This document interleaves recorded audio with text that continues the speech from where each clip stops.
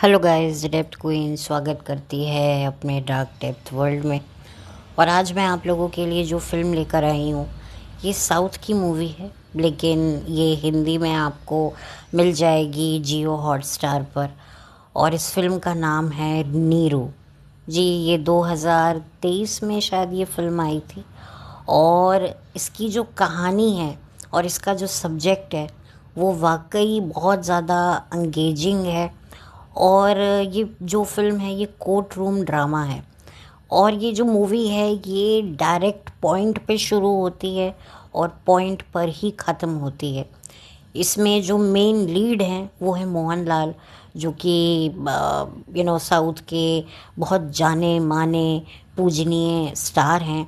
और उनके साथ में प्रिया मनी भी हैं और अन्य साउथ के स्टार्स हैं, एक्टर्स हैं, जिनके बारे में मुझे ज़्यादा पता नहीं है। प्रिया मनी के बारे में मैं ये कहूँगी कि फैमिली मैन जो अमेज़ॉन प्राइम पे आया था मनोज बाजपेयी का, उसमें प्रिया मनी काम कर चुकी हैं दोनों सीज़न में। और आई थिंक सो तीसरा सीज़न आने वाला है, तीसरा आने वाला है या चौथा आने वाला है आई गेस। क्योंकि ये जो फैमिली मैन है ये काफ़ी ज़्यादा पॉपुलर हुई थी ये सीरीज़, जस्ट बिकॉज ऑफ इसमें मनोज बाजपेयी थे। और इसी के ही एक सीज़न में आपको जो है एक साउथ की भी एक्ट्रेस देखने को मिलेंगी, एक और जो काफ़ी ज़्यादा पॉपुलर हुई थी, जिनके बारे में कुछ ना कुछ आता ही रहता है, जिन्होंने पुष्पा 1 जो मूवी आई थी उसमें गाना किया था, ओ अंट मामा। तो उनकी उस फिल्म में जो डांस किया था जिस एक्ट्रेस ने, वो भी फैमिली मैन के एक सीरीज़ में आपको दिखेंगी। शायद सेकंड सीज़न में वो दिखी थी। मैं थोड़ी सी कंफ्यूज हो रही हूँ, लेकिन अमेज़ॉन प्राइम पर ये फैमिली मैन करके जो वेब सीरीज़ है वो अवेलेबल है। और आप लोग चाहें तो देख सकते हैं। मैंने देखी है, ठीक है, अच्छी है। मतलब बहुत अच्छी तो नहीं है, हाँ, लेकिन एक टाइम को गुजारने के लिए एक अच्छा टाइम पास मैं कह सकती हूँ। अब मैं बात करूँगी इस फिल्म के बारे में। इस फिल्म की जो कहानी है वो प्लॉट ही बड़ा इंटरेस्टिंग है। और प्लॉट ये है कि एक ब्लाइंड लड़की, एक दृष्टिहीन लड़की, एक विजुअल चैलेंज्ड लड़की के साथ दिन दहाड़े उसी के घर में कोई अनजान व्यक्ति घुस आता है और उसके साथ दुष्कर्म करके चला जाता है। वो उस वक्त घर में अकेली होती है, उसके माता पिता बाहर गए होते हैं और घर में जो हेल्पर होती है वो भी कुछ घंटों के लिए बाहर गई होती है। और ये सारी बातों की जानकारी उस शख्स को होती है, तभी वो एकदम से जो है घर में घुस आता है। उसको काफ़ी नॉलेज होती है कि कैसे अपने आप को प्रोटेक्ट करना है, कैसे अपने आप को जो है बचाना है। और वो सारी एहतियात का पालन करते हुए ये दुष्कर्म करता है। लड़की बेचारी भले ही दृष्टिहीन होती है, लेकिन उसने जो है एक्चुअली उसकी भी एक स्टोरी है कि वो जन्म से ही दृष्टिहीन नहीं होती है। उसको एक बीमारी के कारण उसकी आंखें चली जाती हैं। 12 साल की उम्र तक उसकी आंखें ठीक थी। 12 साल की एज के बाद जो है उसकी आंखें चली जाती हैं, बिल्कुल चली जाती हैं। तो उस दौरान उसने अपने सौतेले पिता से स्कल्पचर बनाना सीखा होता है, जो आप मूर्ति कह सकते हो, जो मिट्टी से बनती है, जो बनाते हैं एकाएक देखकर। तो उसने वो सीखा होता है और उसमें वो काफ़ी एक्सपर्ट हो चुकी होती है। और जिस वक्त वो लड़का उसके साथ गलत काम कर रहा होता है, वो उस वक्त अपने हाथों से उसके चेहरे को छूकर उसके वो अपने मन में उसकी तस्वीर रख लेती है। और फिर वो जो स्कल्पचर है वो बनाती है और उसी की मदद से पुलिस जो है उस लड़के को गिरफ्तार कर लेती है। लेकिन वही वाली बात है कि एक अंधी लड़की है और एक मिडिल क्लास फैमिली की वो लड़की है और उसकी माँ ने दूसरी शादी की होती है। वो उसका सौतेला पिता होता है और उस सौतेले पिता की भी अपनी एक फैमिली होती है, जिसको छोड़कर वो इस बच्ची की माँ से शादी कर चुका होता है।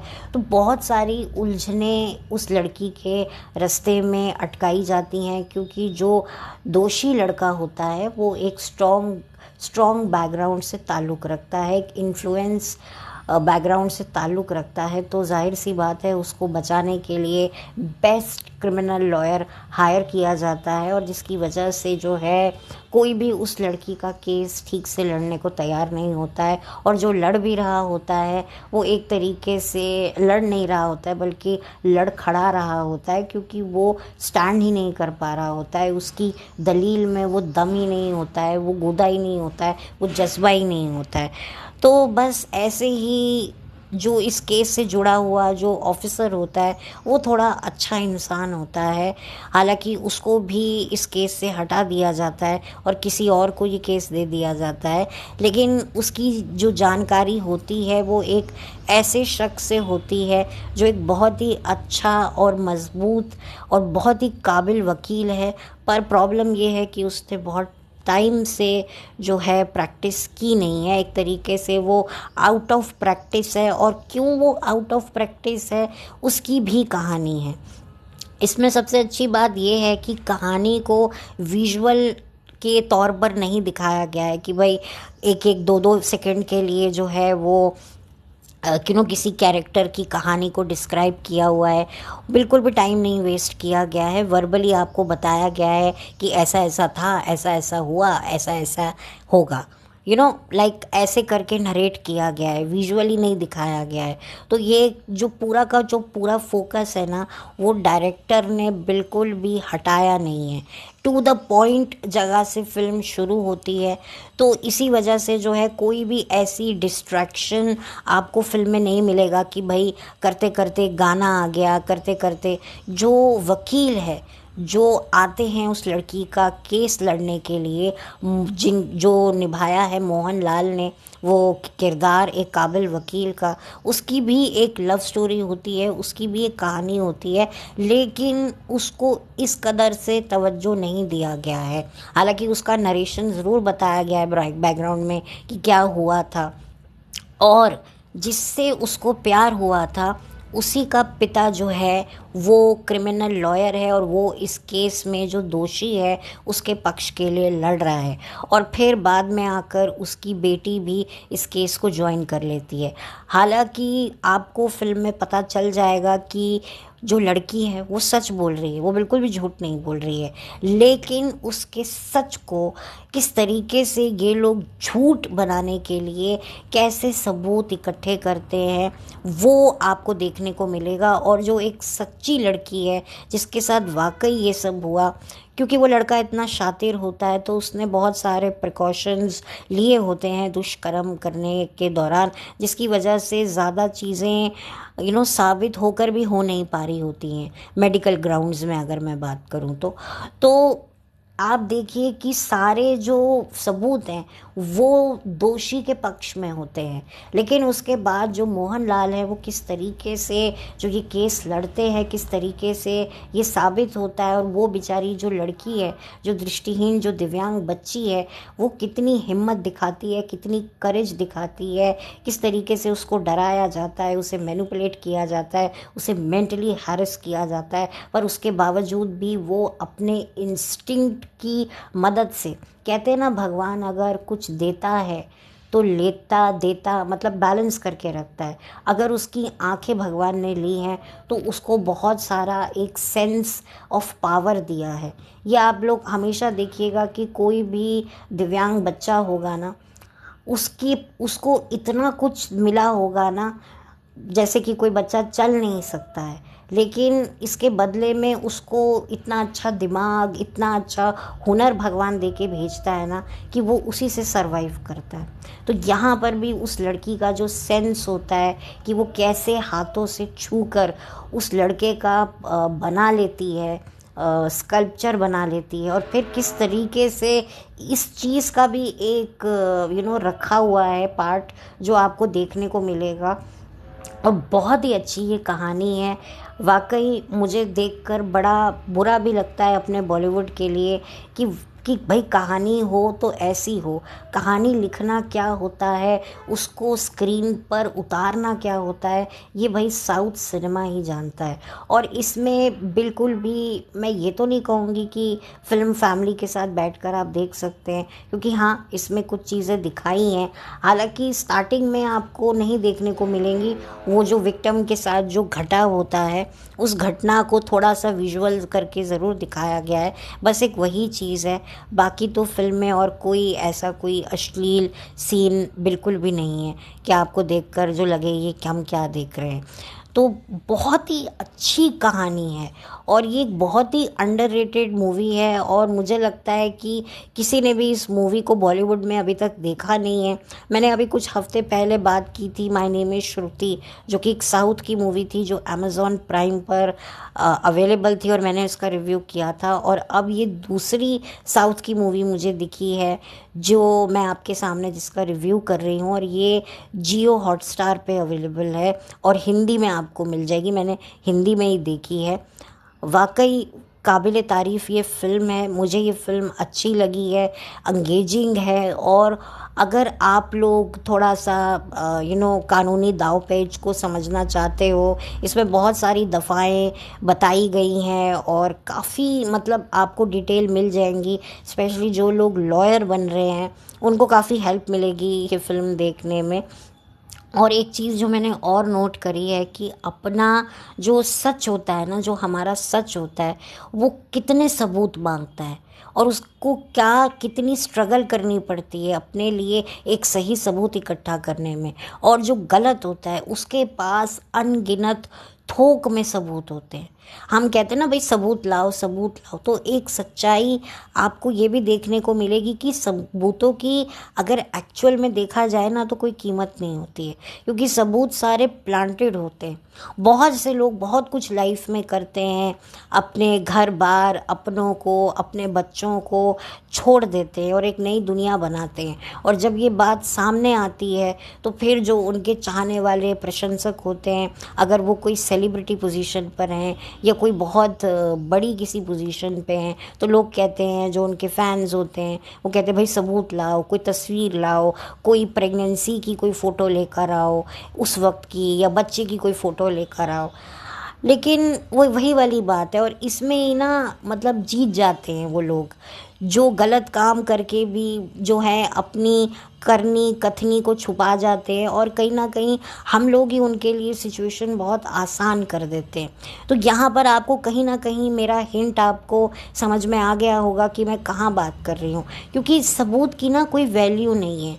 इन 5 सालों में मैं ये तो समझ चुकी हूँ, जैसे कि अभी एक हाई प्रोफाइल केस जो जून 2020 में हुआ था और अब उसको 5 साल हो गए हैं, उसमें भी देखा जाए तो आम जनता ने यूं केस सॉल्व कर लिया था। लेकिन जो सीबीआई है, जो इतने बड़ी बड़ी पढ़ाई करती है, कोई आसान तो पढ़ाई होती नहीं है, इतनी बड़ी पोजीशन हासिल करने के लिए रात रात भर जाग कर ये लोग पढ़ते हैं, ये लोग इतने कठिन एग्ज़ाम्स को क्रैक करते हैं और उसके बाद ये एक केस नहीं सॉल्व कर पाते, और 5 साल तक केस सॉल्व नहीं हो पाता है, लटकता रहता है, और at the end of the day वही कंक्लूजन निकलता है, वही नरेटिव निकलता है जो इन्होंने डे 1 से बनाया था। लेकिन जो आम जनता है, जो शायद उतनी लेवल की पढ़ी लिखी भी नहीं है, उतना तो कभी सोच भी नहीं सकती पढ़ने का, ना उनके पास इतनी हैसियत है, उन्होंने चंद तस्वीरों से ही पता लगा लिया कि भाई ये तो एक ये जो नैरेटिव सेट किया गया है वो बिल्कुल झूठ है ना। लेकिन नहीं, खैर ये मैंने चीज़ें काफ़ी कनेक्ट करी और मुझे पता चला कि वाकई सबूत की तो कोई कीमत ही नहीं है। और इस फिल्म में भी जो क्रिमिनल लॉयर है, आपको उनका भी माइंडसेट जानने को मिलेगा कि उनको पता होता है कि जो उनका जो क्लाइंट है वो दोषी है, उसने गलत काम किया है, लेकिन वही वाली बात है कि उनको कमाने होते हैं पैसे, और उनको लगता है कि भाई अगर हम नहीं करेंगे तो फिर कोई और करेगा, तो बेटर है कि हम ही करें। और ये बात भी उन्होंने फिल्म में बताई है। लेकिन उसके बावजूद भी गलत को कैसे सही बनाना है, ये जो हैं आउट ऑफ द वे जाकर ये क्रिमिनल लॉयर्स करते हैं। और क्या क्या इनको करना पड़ता है, किन किन हथकंडे अपनाने पड़ते हैं, वो भी आपको देखने को मिलेंगे। तो ये जो क्रिमिनल लॉयर्स होते हैं ना, सच कहूँ, बुरा मत मानिएगा, लेकिन वो क्रिमिनल से भी ज़्यादा ख़तरनाक होते हैं। आपको ये फिल्म देखकर लगेगा, क्योंकि वाकई इसमें जिस तरीके से जो क्रिमिनल लॉयर का जो दिमाग दिखाया है ना, वो क्रिमिनल से भी ज़्यादा तेज़ दिखाया है। कि जिस तरीके से वो लोग जो है वो अपने क्लाइंट को बचाते हैं, जिस तरीके से जो तिगड़म चलाते हैं कोर्ट में, वो आपको देखने को मिलेगा। और किसी भी हद तक जाने को ये तैयार रहते हैं, और इनको पता है कि हमें अपने झूठ को कैसे सच बनाना है। तो आपको ये भी जानने को मिलेगा। खैर, अब जो है सो है, ये एक प्रोफेशन है तो है। अब ये सही है गलत है ये तो मैं नहीं बोल सकती हूँ, लेकिन ये है। कहते हैं ना, धंधा है पर गंदा है, गंदा है पर धंधा है। एग्जैक्टली यही चीज़ आपको जो है आपको ये फिल्म में देखने को मिलेगी। तो ओवरऑल परफॉर्मेंसेस तो सबकी बढ़िया हैं। हालांकि मैं ज़्यादा किसी को पहचानती नहीं हूँ, साउथ का सिनेमा है, और कोई गाने भी फिल्म में नहीं हैं। बैकग्राउंड में शायद एक गाना आपको सुनने को मिल सकता है। तो ओवरऑल ये बहुत ही अच्छी मूवी है, और डेफिनेटली आप इसमें घुस जाएंगे, इन्वॉल्व हो जाएंगे, इमोशनली भी इन्वॉल्व होंगे, प्रैक्टिकली भी इन्वॉल्व होंगे, और बहुत कुछ आपको माइंडसेट पता चलेगा कि किस तरीके से लोग जो हैं वो अपने जो गुनाहों को किस तरीके से, जब उन्हें आदत लग जाती है ना छुपाने की, तो फिर उनका माइंड किस तरीके से जो है वो बेखौफ हो जाता है। क्योंकि जो ये क्रिमिनल होता है जिसने इस लड़की के साथ किया होता है, ये एक अच्छे घर का लड़का है, लेकिन एक अमीर परिवार का बेटा है, लेकिन इससे पहले भी ये हरकतें वो कर चुका है, लेकिन सबूत ना होने के कारण इस तरह से वो छूट जाता है। तो फिर क्या होता है, ऐसे लोग फिर बेपरवाह हो जाते हैं कि भाई हमारे पास पैसा है और हमारे पास एक अच्छा क्रिमिनल लॉयर है, तो भाई हमारा कोई बाल भी बांका नहीं कर सकता। तो ये भी एक कारण होता है। कई बार जो विक्टिम्स होते हैं वो बेचारे डर जाते हैं, उनको पैसे देकर बंद करवा दिया जाता है, क्योंकि एक तरीके से देखिए नाम तो उछलता ही है। स्पेशली उन लोगों का, जेन्युइन लोगों को ही अपने इज़्ज़त की परवाह होती है। वो कहते हैं ना कि जो शर्म वाले लोग होते हैं ना, उन्हीं के साथ वो नहीं चाहते बेशर्मी का नंगा नाच देखना, वो भागते हैं। और जो बेशर्म होते हैं ना, वही नंगा नाच देखकर खुश रहते हैं।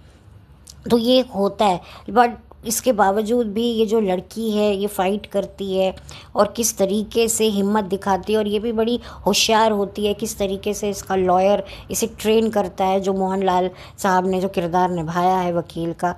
तो वो भी आपको देखने में इंटरेस्ट आएगा। तो ये पूरी की पूरी जो फिल्म है ये इंटरेस्ट से भरी हुई है। और शायद इनको दृश्यम वालों ने बनाया है, अगर मैं गलत नहीं हूँ तो। आई डोंट नो, मैंने सुना था, अब ये गलत भी हो सकता है, मेरे पास कोई पुख्ता सबूत नहीं है।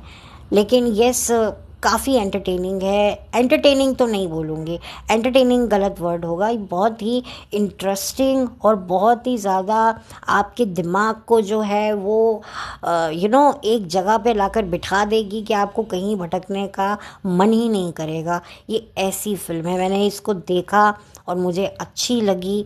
और सबसे अच्छी बात यह है कि फ़िल्म जो है वो टू द पॉइंट शुरू होती है और टू द पॉइंट ख़त्म होती है। कोई ज़्यादा चीज़ों को खींचा नहीं गया है। मुझे तो देखिए, और हो सकता है लोगों को लगे कि नहीं भाई ये बोलना चाहिए था, एक मोनोलॉग देना चाहिए था। सबकी अपनी चॉइस हो सकती है, जो शायद सही भी हो, लेकिन मुझे ज़रूरत नहीं लगी। मुझे लगा कि जो भी इसकी एंडिंग है वो ठीक है। कभी कभी खामोशी ही बहुत कुछ कह देती है, ठीक है ना। ओवर ज़्यादा बोलने से कभी कभी सिचुएशन ख़राब हो जाती है।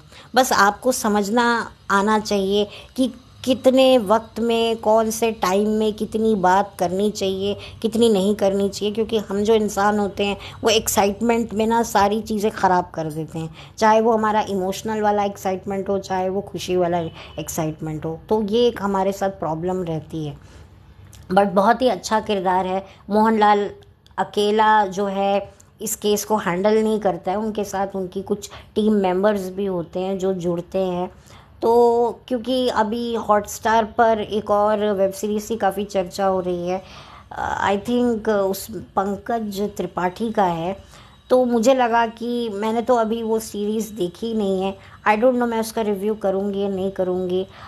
मैं कुछ कह नहीं सकती हूँ क्योंकि सीरीज़ देखने में ना बड़ा वो लगता है कि एक एक आपकी जो है आपकी ना वो एनर्जी जाती है, क्योंकि इकट्ठे तो आप देख नहीं सकते हो, तो आपको हर रोज़ एक एपिसोड देखना पड़ता है। और मैं इस तरह की हूँ कि भाई मेरा को एक ही बार में ख़त्म कर दो सब कुछ, लेकिन वो नहीं हो पाता है क्योंकि टाइम इतना मुझे नहीं मिल पाता है, और बड़े बड़े लेंथ के ये वेब सीरीज़ होते हैं। और आपको अभी शायद मैं एक वेब सीरीज़ आपके सामने मैं शेयर करने वाली हूँ। शायद हो सकता है कि जब मेरा ये वीडियो जाएगा तो मैं वो वेब सीरीज़ आपके साथ शेयर कर दूँगी, क्योंकि मुझे नहीं पता कि मैं इस वीडियो को कब अपलोड करूँगी। और आई डोंट नो, लेकिन मैं एक वेब सीरीज़ मैंने हाल ही में देखी है, तो मैं इसका रिव्यू सोच रही हूँ करूँ। और हो सकता है कि शायद जब मैं ये वीडियो रिकॉर्ड कर रही हूँ तो मैं वो वेब सीरीज़ अपलोड कर दूँ। तो आप लोग बने रहिएगा और मेरा पॉडकास्ट सुनते रहिएगा। और आने वाले समय में भी अगर कोई मुझे अच्छी वेब सीरीज़ दिखती है तो मैं ज़रूर उसका रिव्यू करूँगी, क्योंकि क्या होता है, मैंने पहले बहुत सोचा, मैंने अभी कुछ वक्त पहले पाताल लोक 2 भी देखी थी, लेकिन पता नहीं क्यों क्या हुआ मैंने उसका रिव्यू नहीं किया। हालांकि मैं बात करूँ ना तो मुझे स्टार्टिंग में बहुत अच्छी लग रही थी, लेकिन एंड आते आते ना एकदम जैसे एक कहानी एकदम से ऊपर लिफ्ट कर रही होती है और एकदम से ढम करके गिरती है। तो कुछ ऐसा ही मुझे पाताल 2 का लगा। मैंने पाताल 1 भी देखा है और अब ये पाताल 2 भी देखा था, पाताल लोक 2, बट मुझे नहीं इतना वो लगा, इसलिए मैंने इसका रिव्यू नहीं किया। फिर मैंने एक और सीरीज़ शुरू की थी, ये भी अमेज़ॉन प्राइम पे थी, जैसे कि पाताल लोक 2 है, पाताल लोक 1 है, तो ये भी थी अमेज़ॉन प्राइम पे, खौफ करके। एंड सच में 2-3 एपिसोड में मेरी बैंड बज गई, मुझे कुछ समझ ही नहीं आ रहा था मैं क्या देख रही हूँ। कहने को ये हॉरर सीरीज़ थी, और मैंने एक दो लोगों के मुंह से सुना था सोशल मीडिया पे कि बड़ी अच्छी है, बड़ी अच्छी है, बट ट्रस्ट मी, विलन की आवाज़ ही मुझे समझ नहीं आ रही, विलन के डायलॉग्स ही मुझे समझ नहीं आ रहे। बिल्कुल मैं क्लूलेस थी कि भाई ये क्या बोल रहा है, इसकी आवाज़ क्यों ख़राब कर दी, इसकी अच्छी भली आवाज़ है, पता नहीं इन्होंने टेक्निकली क्या इसकी आवाज़ के साथ छेड़छाड़ कर दी है, और बड़ी अजीब सी आवाज़ कर दी है। पता नहीं क्या इन लोगों ने सोचा कि हम एक हॉरर सा फील करवाएंगे, बट सच में ये हॉरर से ज़्यादा ना एक टेरर मेरे लिए बन गया था। मैंने कहा यार बंद करो, और उसके बाद मैंने फिर कंप्लीट की ही नहीं। इसलिए जब मैंने कंप्लीट ही नहीं की तो मैं आपके साथ क्या रिव्यू शेयर करूँगी।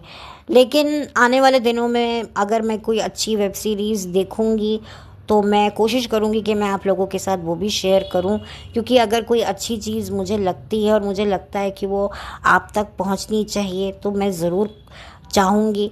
और मेरी जो कोशिश होती है, मेरा जो टेस्ट है, वो शायद अगर आप डे 1 से मेरे चैनल से जुड़े हैं तो आपको पता ही होगा कि मेरा जो पसंदीदार सब्जेक्ट है वो है थ्रिलर। और यही कारण है कि मेरे ज़्यादातर, मैंने हर तरह की फ़िल्मों के बारे में मैं बात करती हूँ, लेकिन एक थ्रिलर मूवी के लिए मेरे दिल में एक अलग ही जगह रहती है, और यही वजह है कि मैं इस फिल्म के बारे में आप लोगों के साथ बात कर रही हूँ। इस फिल्म में भी आपको थ्रिलर है, आप जो हैं आपकी आँखें, आपके कान ऐसे खुले रहेंगे ना, जैसे कि मतलब आप एक भी, कहते हैं ना, एक भी आपको आवाज़ नहीं चाहिए, वो कहते हैं ना पिन ड्रॉप साइलेंस, आपको लगेगा कि भाई कोई आवाज़ ना हो, कुछ नहीं हो, बस मैं हूँ और ये फिल्म हो। तो वाकई अच्छी फिल्म है, और मुझे नहीं लगता कि आपको ये फिल्म डिसअपॉइंट करेगी, और अच्छी फिल्म है। और इसमें अभिनय तो अच्छा है ही, और मोहनलाल जी की मैंने दृश्यम 2 देखी थी आज से कई समय पहले, जब वो अमेज़ॉन प्राइम पे रिलीज़ हुई थी इंग्लिश सबटाइटल के साथ, तो मैंने वो देखी थी।